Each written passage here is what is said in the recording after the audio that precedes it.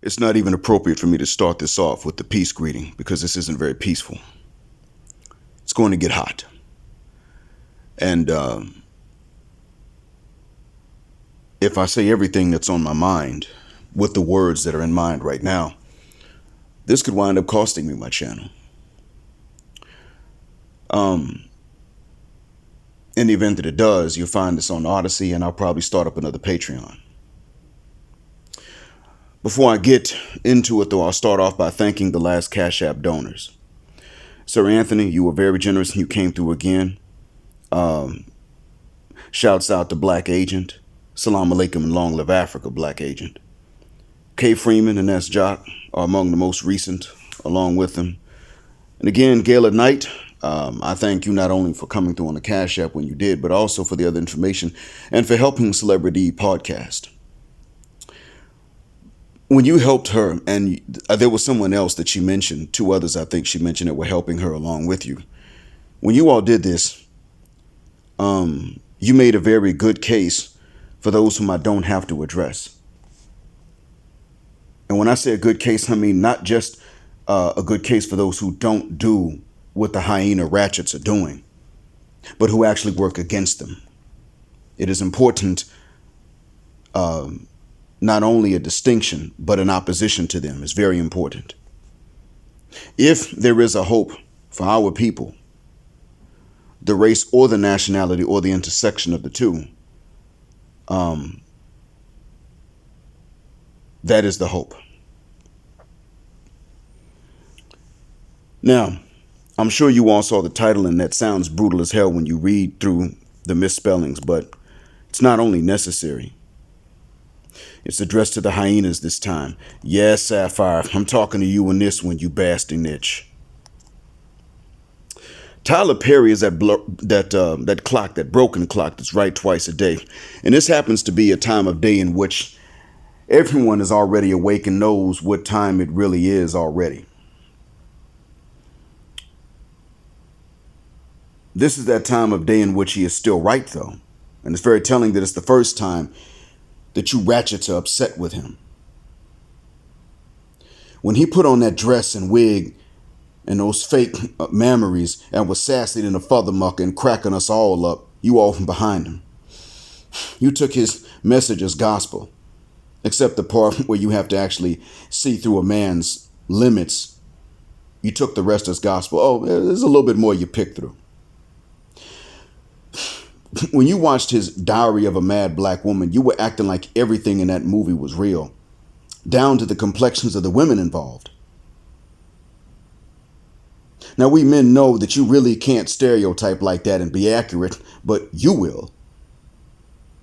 The funny thing is that the only thing with which you disagreed was the complexion of the men involved, you lying stereotype believing furthermuckers, as if light-skinned brothers can really simp and still keep a sister's respect. When you contrast our high yellow butts to the men who mistreat you the way you prefer and respect, we're going to lose. We know damn well a simp loses in your eyes automatically, no matter his shade. But you know, a high yellow brother that's just nice is going to be assumed to be a simp until he kicks you to the curb. And if he's lucky and you're a little bit independent of the hyena hive mind, then you'll merely suspect and think that he's a simp. And you won't assume that he's in fact such, but you'll still test him with some test he can't pass to prove he's not a simp. He'll still have to leave you or cheat on you to not be that simp in your eyes in the final conclusion. So if you don't assume in the beginning, you'll suspect until you assume. Ironically, you overlooked that in the movie.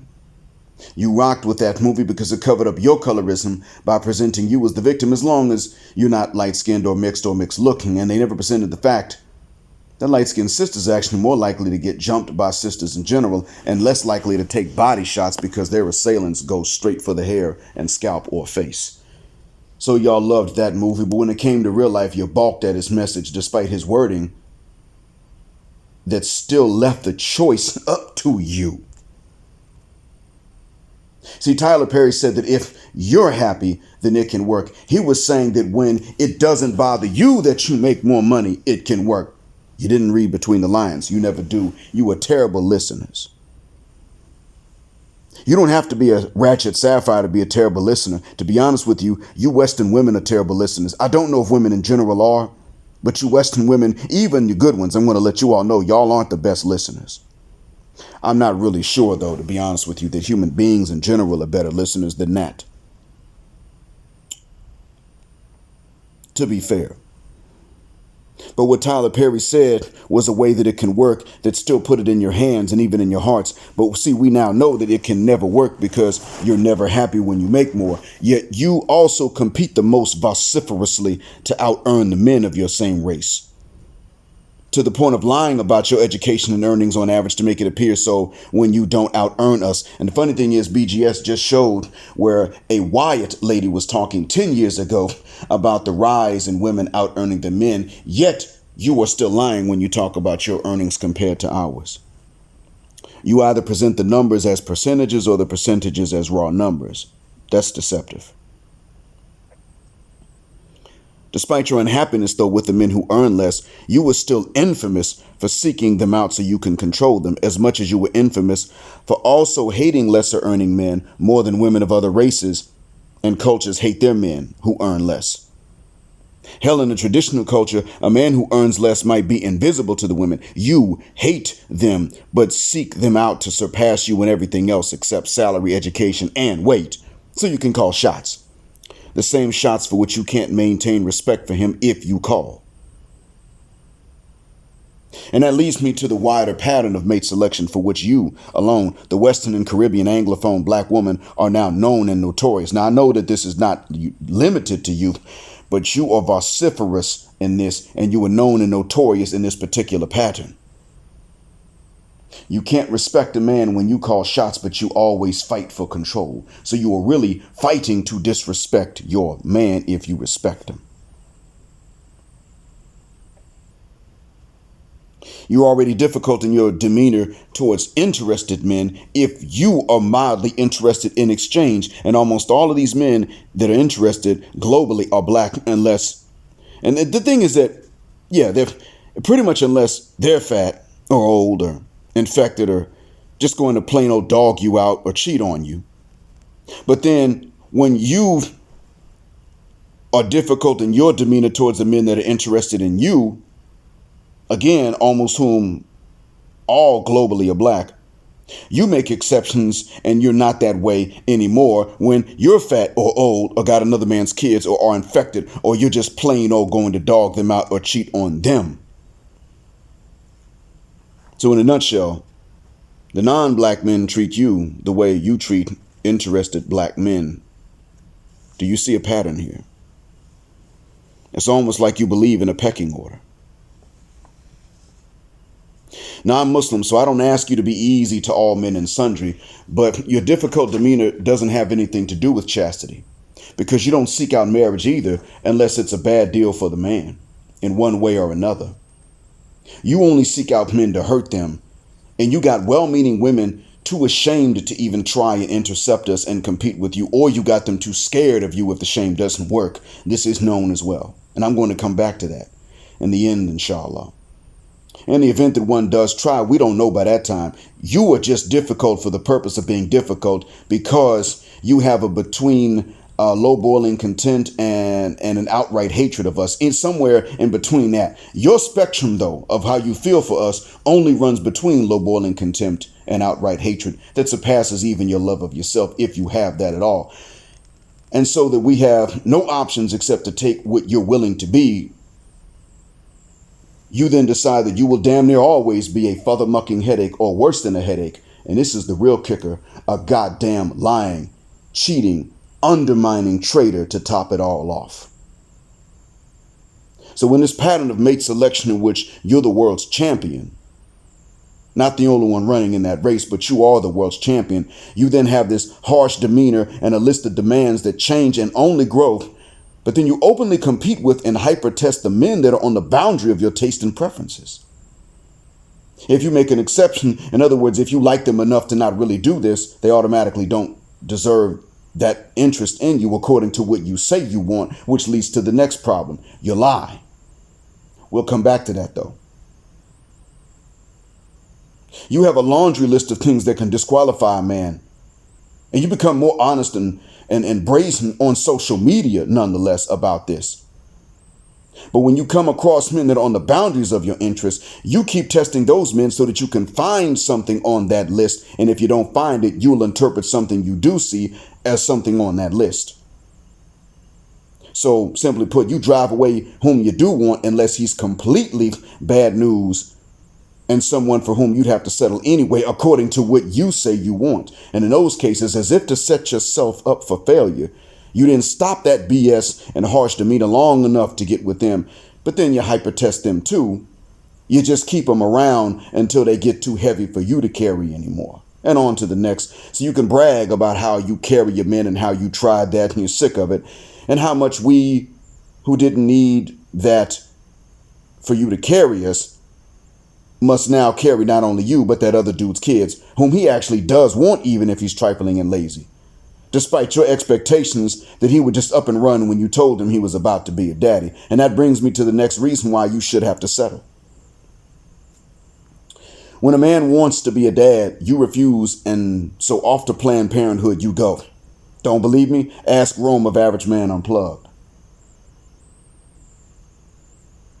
When he doesn't want to be a dad, you insist on carrying and delivering his baby to term. It's whatever he doesn't want, almost as if, who the F word am I kidding? It's exactly because you want a man to conceive, but then not be present to direct and call shots. So you seek those men out and you underestimate even their sense of paternal responsibility and love. And then you wind up with a man that still tries to be there, at least for the kids. And so you got to run them off and lie to the kids about them and lie to the cops about them, so that you can say you're doing it all by yourself. You conceive and you carry based on the likelihood you calculate of him leaving you and the baby, which you tend to overestimate anyway. You overestimate that likelihood. But when he won't leave his baby, you resort to lying so you can finally climb to a higher rank in your nigger plantation trauma-loving, baboon-screeching, German shepherd barking, hyena cackling sisterhood and join the higher ranks of the club. You just like us now, girl, is all you want to hear from the other hyenas, despite the bad sign that obviously must be if they can say that without lying. In all of this, you manage to still rack up high body counts, while most men are still completely alone and had nothing to do with your pain and couldn't, and you will brag about that.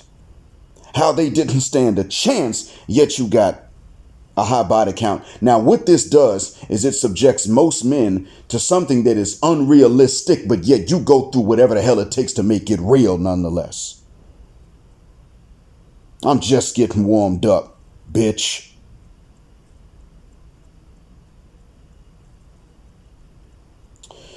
It's those guys that you insist come back to rescue you from the exhaustion of having to work 2 jobs to make ends meet, to feed the kids, are the ones who, even though they had to suffer your mouth and attitude, still didn't have to raise another man's kids or provide for you to become your baby daddies. Or you can pretend to be exhausted because of the paperwork you got to fill out for government assistance so that you don't have to work the 2 jobs. Either way, the deal for us is the same. And if one of us accepts this and gives you more free time, you'll just turn and cheat with those same baby daddies anyway. Mind you, we're the guys to whom you lied from age 13 onwards about what you even want in men, as I mentioned earlier. We're already starting from that. We're the guys whom you told you wanted responsible men, and we're also the guys who had to get to ages 18 and 19 to find out you really wanted the same few guys that every other chick was already smashing at first, despite their irresponsibility or their stereotypicality, their N19 swagger.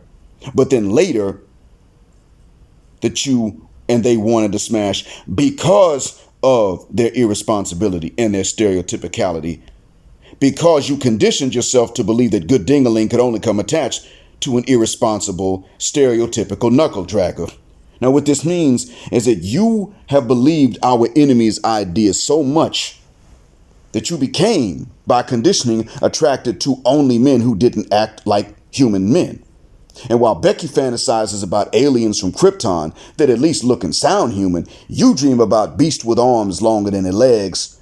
And if they had human-sized junk, you'd be sneaking into zoos at night to risk it all.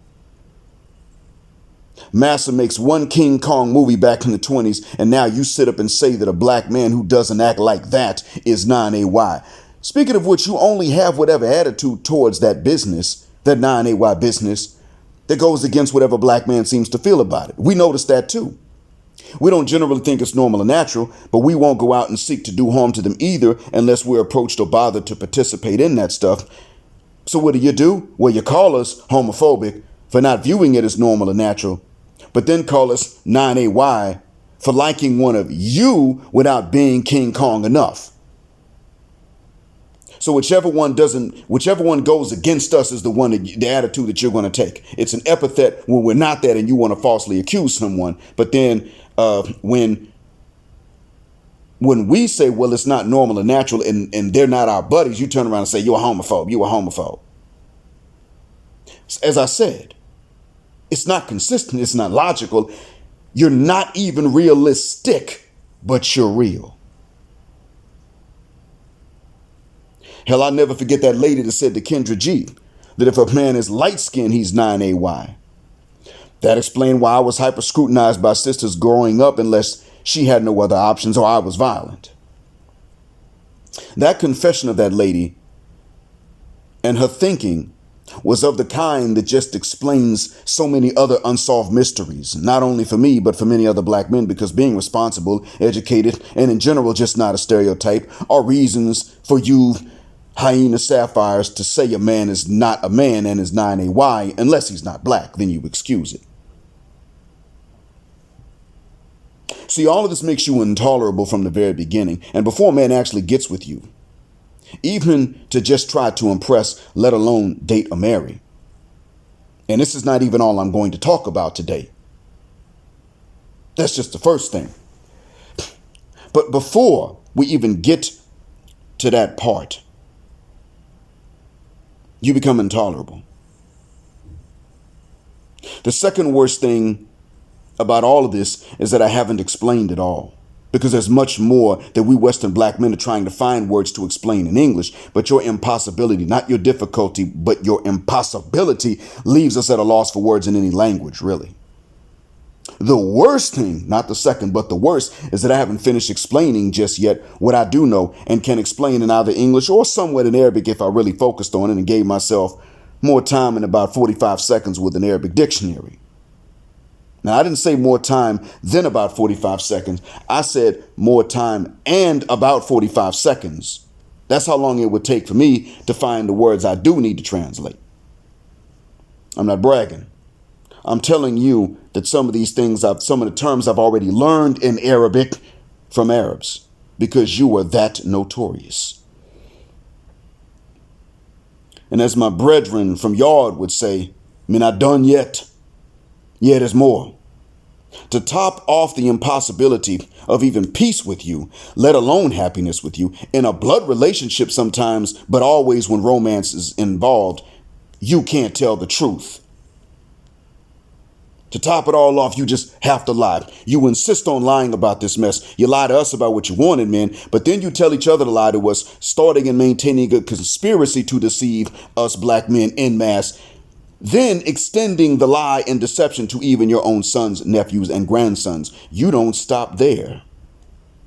You, even as we have seen in Kirk Franklin's life recently, won't even tell the truth about paternity, nor about how black dads feel about their own children when they're allowed to know they had them.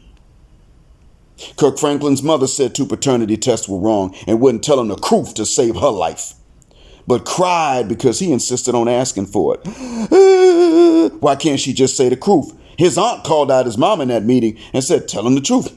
She just left instead.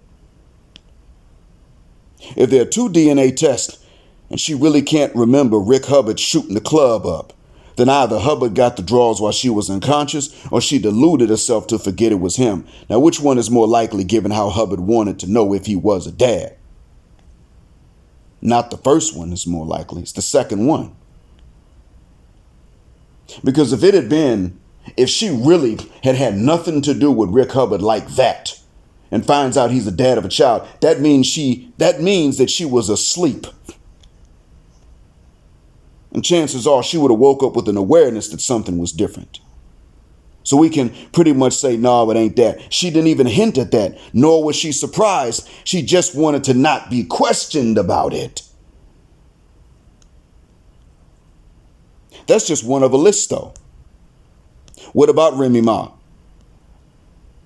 She might have cheated on Papoose or not, but she won't say she didn't, and she won't say she was wrong. It's like she's not embarrassed to be thought of as a cheater for that, because you support that and she knows it. If she's innocent, she'll probably still try to act like she cheated and not even tell Papoose that she didn't cheat, because her acceptance by you will only be enhanced for cheating on him. And everyone knows that. Megan Thee Stallion denied sleeping with Tory Lanez, but why did she do that? Well, she denied it as long as she could until she was on the witness stand in court, because then that would have been perjury. And she still let him take a ride to the big house for shooting her in the foot when he didn't fire the weapon, because she was embarrassed not to cheat on her boyfriend, but to cheat on her boyfriend with a man that was shorter than himself, with Tory Lanez. Cardi B admitted to drugging and robbing men, and you all supported her, claiming it was because those men were tricks. But they call you, you know what, never mind. Let's just go to the other side. You call men 9AY for not pursuing the drawers, but you ain't got nothing to say about Cardi B selling the drawers. She was right and they deserved it, and they were wrong, and that's all. That's the end of it for you. And you were even okay with her admitting to worse, which is calling trans men to come grope and do God knows what else to them, just because those men were straight and wouldn't have liked that. She had no reason to be embarrassed in front of you all. Let her make Offset a sandwich, though. Jada Pinkett Shakur, all bald-headed self, cheated on her husband with her son's best friend, then denied accountability while confessing and still demanding respect as the only one who could give consent. And all three of them in the same conversation. Did she stop there? No. She then had the nerve to tell Will that he doesn't need to get her back, when clearly she would have only disrespected him more for not getting even. F out of here. He can't win. Then, after he defended the honor she already sacrificed by cheating and confessing, she threw him under the bus. F out of here. And Chris Rock, if you ever hear this, you better sue Will Smith for all of it. And when you're both old and you're stronger than Will, I hope you beat the hell out of him, even if it ends him early, despite his brilliant acting talent, which he does have. I'm not calling on you to do it. I wouldn't feel the least bit sad if it was the case and that was the final turnout. But anyway. There's more.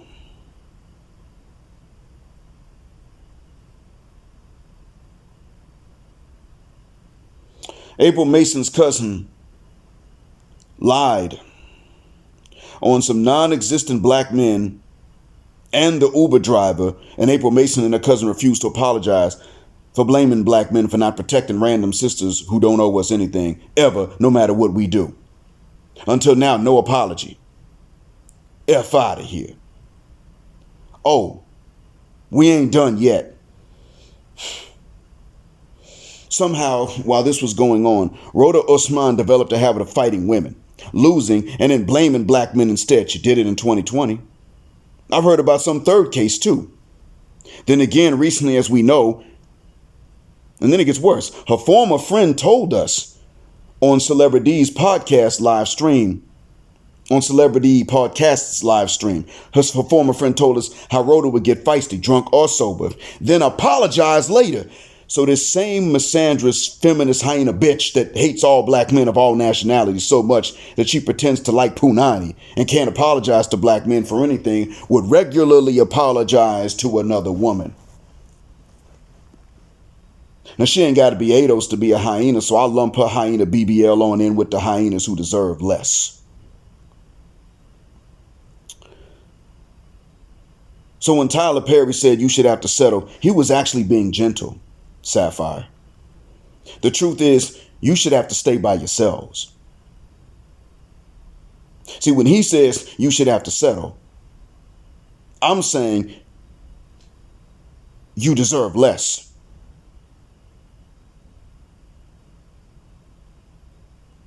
You should have to be in solitude, unnatural, period, with no man and with no benefits of men either. You should have to pay to have a man, even when you're fine as a father mucker. But men should step away from you and refuse even that pay, because your attitude when you pay and when the man pays alike is notorious everywhere. You will not appreciate either one. So you don't just deserve less, you deserve nothing. You've been teaching black boys with the help of Wyatt men, Wyatt women, their media, and blackmail simps like Steve Harvey. The black men have a negative value beneath worth less or worthless, but negative in value. And the conspiracy alone and your willingness in it makes you the one worth a negative value. You're worth less than worthless.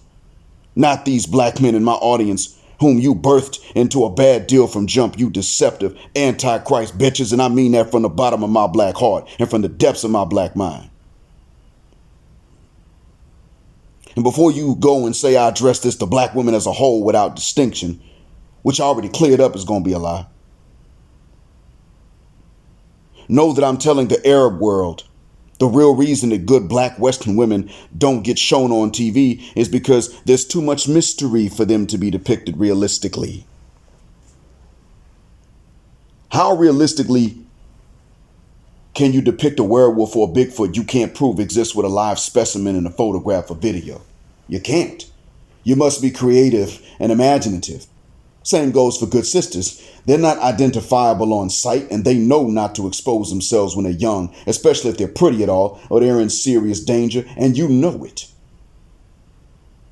Melanie King, who's a chameleon, would be in grave danger if she was younger.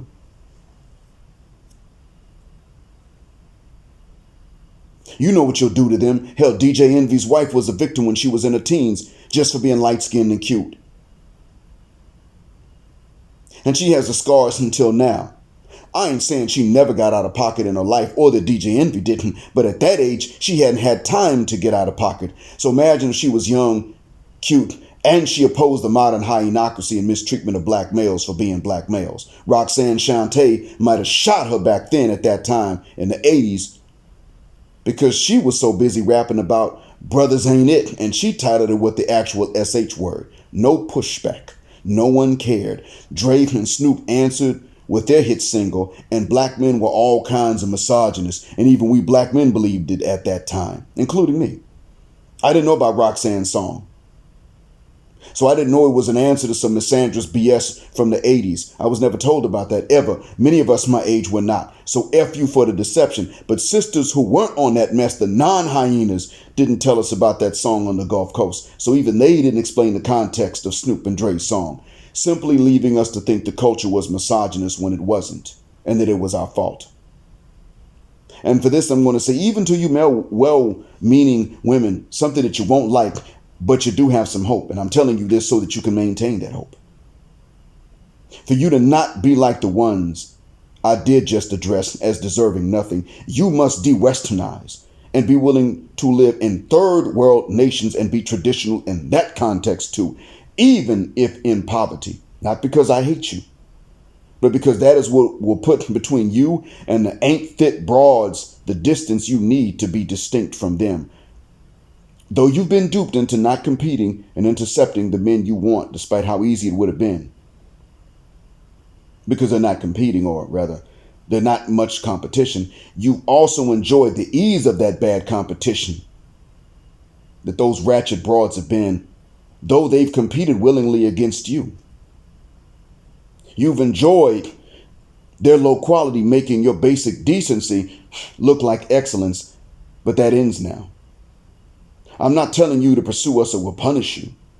I'm not telling you to pursue us or we'll look you in the face, identify you, and then abandon you, and then turn around and abandon you. I'm not saying anything mean to you, really, because you're not mean, even if you have become a bit lazy. I am saying the truth to help you avoid what you can't stand and don't ever want, though, and that is the fate that the ratchet liars deserve, which is abandonment.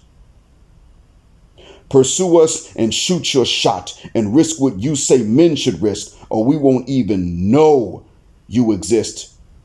And I mean, we really won't know because we can't know, regardless of how we'd like to. Don't just follow us out of the West. Sophistic Ratchet Sapphire already is doing this, trying to ruin things for us where we land. No, she's already spreading misandry ahead where she can do so. Do more than that. Beat us there. Go ask the women with whom you know Sapphire would really try to start her hyena misandry lessons, and ask those women preemptively to show you how to be a traditional woman like they are, how to be the real pick-me's, third world pick-me's, just to give Sapphire a stroke. I know that's hard, but that's the defining line between you and them. De-westernize or decompose with no progeny. Otherwise, through no fault of yours or ours, except the fault that will be yours if you refuse this, we simply aren't capable of even recognizing you while in the West, so as to offer you a better option. Avoid that if you can. I will leave you with this, because you have not been part of the problem unless by accident or by deception. Doing exactly what I say for how Sapphire lied to us both yesterday is the only possible way to rightly make that hyena bitch pay. Thank you all for listening as always. Black heart, black mind, black out, assalamu alaikum, black heterosexual, non-select male power just because she don't like it. Black patriarchy until extinction or judgment day. Thank you again for flying with us on Jet Black Airways, where jet black is also a verb. Keep jetting black with us until the wings and the wheels fall off. And for the usual flyers, if you punch that cash out button on your way out of the Jet Black aircraft, only punch in numbers that are easy for you. And as always, gender, justice, forever.